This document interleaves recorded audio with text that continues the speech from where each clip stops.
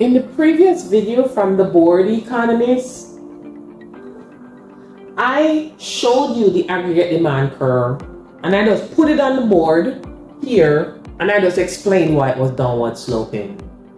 What I want to do right now, I want to show you where the aggregate demand curve comes from. It's kind of like those movies that they say is the origin story.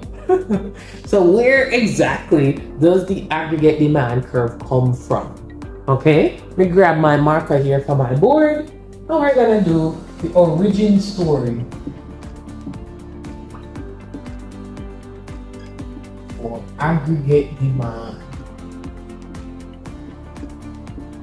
I'm sure Paramount is lining up at the door to make this movie.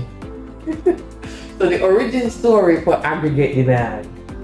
How do we show this? With a graph on our board. Okay, so let's set it up.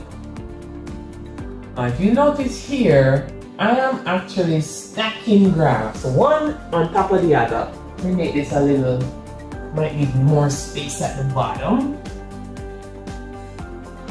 I'm gonna go too low and then you can't see it.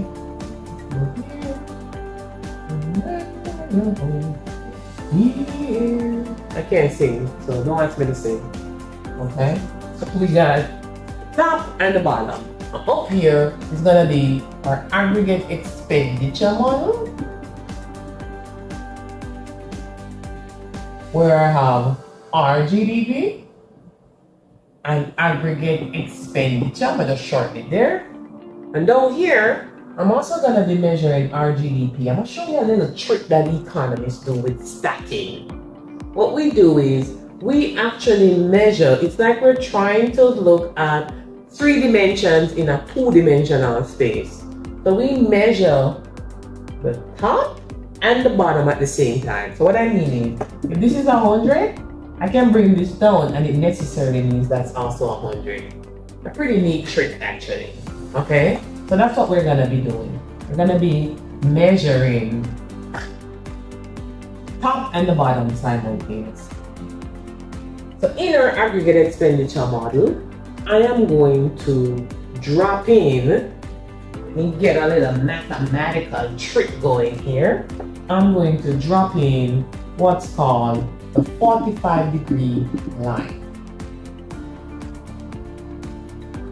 I'm gonna put it in red.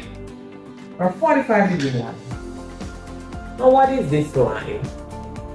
It just has some very neat geometrical properties that we're going to use for a little origin story here.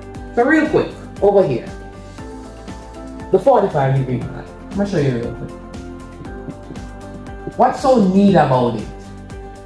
This 45-degree line has the same equidistance horizontally and vertically.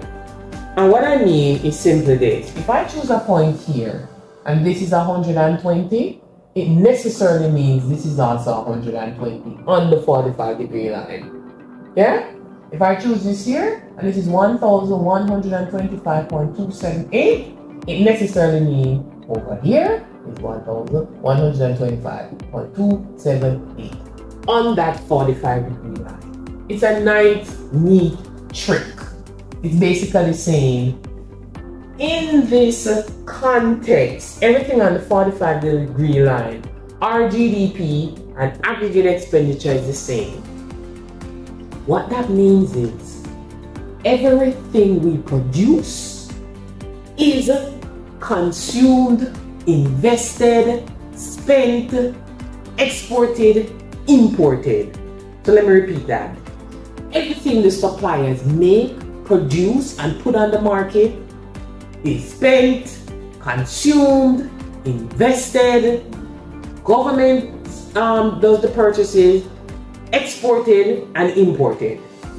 So all of the production side of things is equal to the consumption side of things. On this 45-degree line, I'm gonna put it in red too. All points are in, I'm doing it in a bigger box, equilibrium. The origin story, right? Today is actually May the 4th. May the 4th be with you.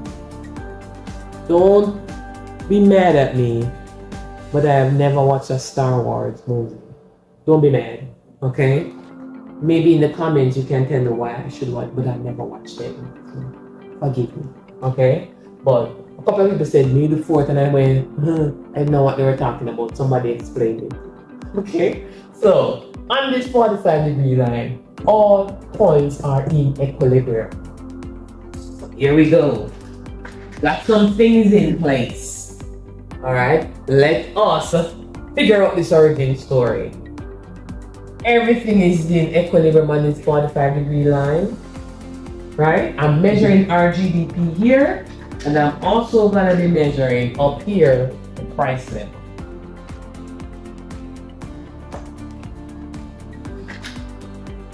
So let us begin. Let us pretend in this economy, this is what's going on right now. Let's call it aggregate expenditure 1. This is the actual aggregate expenditure in the economy. What did I tell you? Every point on that 45-degree line is at equilibrium. If you want to know what is the equilibrium when the economy is at AE1, aggregate expenditure 1, guess what? It gotta be right here. Let's call it RGDP 1. Now what's going on at aggregate expenditure 1? If you are buying stuff in this economy, you gotta be paying a price. If you are exporting stuff in this economy, you gotta be paying a price. Any imports happening in this economy is happening at a particular price. Let us say it is P1. And let's pretend P1 is right here. Hope you see what I'm going to be doing. If RGDP1 is here, what did I tell you? You could map it down here, and this is also RGDP1. Wait a minute. RGDP1 needs to be paired with P1. I'm going to just call it 1 so we could track it. With me? Suppose prices got higher in this economy. Suppose things got more expensive. What would happen to our purchasing patterns? What would happen to our expenditure if prices got more expensive? We would expense less. So if prices went up, if prices were higher, let's call it P2. If prices went up, this aggregate expenditure would shrink.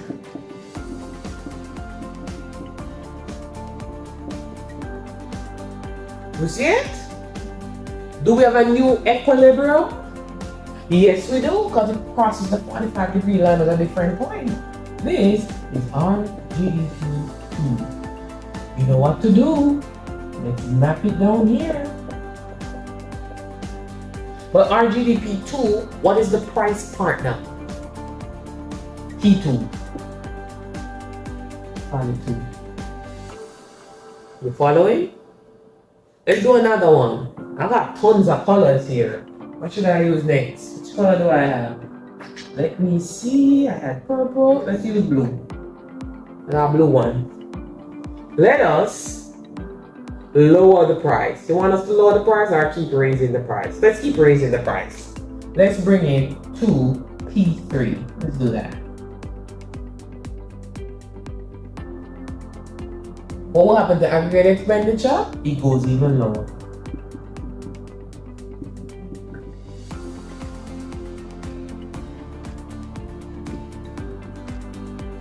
New equilibrium?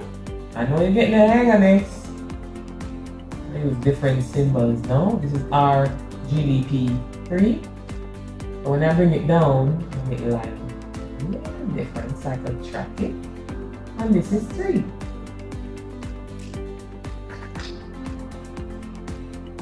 What are you itching to do? Connect the dots. 1, 2, 3. Alright.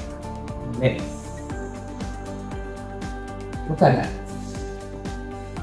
What did you get out of that? Your aggregate demand. So the origin of aggregate demand, that downward sloping curve that we explained why it was downward sloping in the previous video, comes from our aggregate expenditure model. If we were to map price changes in this aggregate expenditure space, it would produce aggregate demand, which is downward sloping. That's pretty neat. So aggregate demand is tied to aggregate expenditure. It does not pop out of thin air. We can derive it, and it's linked to our aggregate expenditure model. I hope that was useful. Until next time, take care.